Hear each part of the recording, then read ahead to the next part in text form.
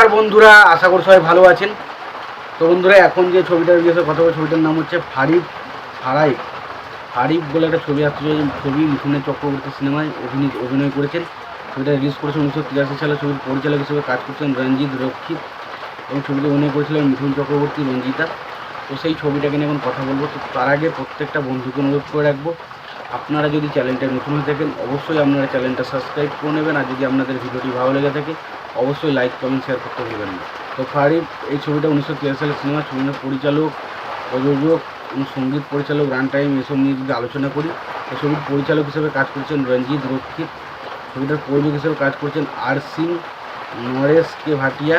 ছবিটার সঙ্গীত পরিচালক হিসেবে কাজ করছেন বাপ্পি লাহিড়ী। ছবিটার রান টাইম হচ্ছে 125 মিনিটের মতো। ছবিতে অভিনয়ের কথা যদি অভিনয় রয়েছে মিঠুন চক্রবর্তী, রঞ্জিতা, শ্রীরাম লাগু, নাজুর হোসেন, মুখরি, জগদীপ, মোহন যোশী, এরকম সব আরও অনেকে।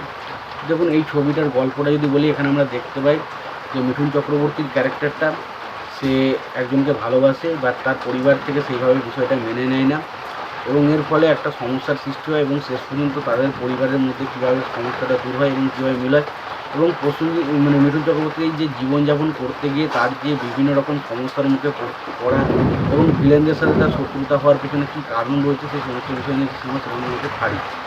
এই সিনেমার মধ্যে প্রচুর অ্যাকশন রয়েছে, এটা নিয়ে কোনো রকম ডাউট নেই। এবং মিঠুন চক্রবর্তীর সিনেমা মানে সেই ছবিতে অ্যাকশন থাকবে, সে নিয়ে কোনো ডাউট নেই। এই ছবিতেও কিন্তু ভরপুর অ্যাকশন রয়েছে। ছবির প্রচুর অ্যাকশন রয়েছে। এই ছবির গানগুলো গেয়েছেন আশা ভোসলে, লতা মঙ্গেশকর এবং অবশ্যই কিশোর কুমার। লতা মঙ্গেশকর এবং কিশোর কুমার এই গানগুলো বেশিরভাগ গান গেয়েছেন এবং গানগুলো সত্যি কথা বলতে গেলে ওভারঅল আমি যদি গানগুলোকে শুনি, গানগুলো কিন্তু খুব এন্টারটেনিং। গানগুলো শুনতে খুব মজা লাগে, গানগুলো শুনে খুব ভালো লাগে এবং আমার কিন্তু গানগুলো খুবই ইন্টারেস্টিং লেগেছে। প্রত্যেকটা গানই কিন্তু খুব ভালো লেগেছে।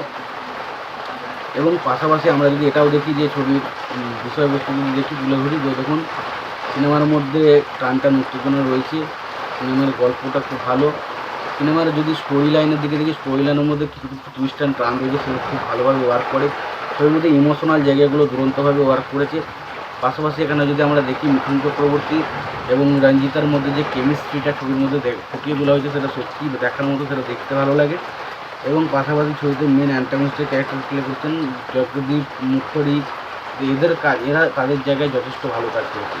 ছবিতে সংলাপ, এই ছবির সংলাপ কিন্তু বাকি ক্যারেক্টার ছবির থেকে একই রকম হলেও কিন্তু ছবির সংলাপগুলো মিঠুন চক্রবর্তীর গলায় শুনতে বেশ ভালো লাগে। তো ওভারঅল একটা সিনেমাটা বেশ এন্টারটেন করার মতো সিনেমা। সেগুলোই না দেখে থাকো অবশ্যই সিনেমাটাকে দেখো। আর সিনেমাটা দেখে থাকলে তোমাদের সিনেমাটা কেমন লেগেছে অবশ্যই জানাতে ভুলো না।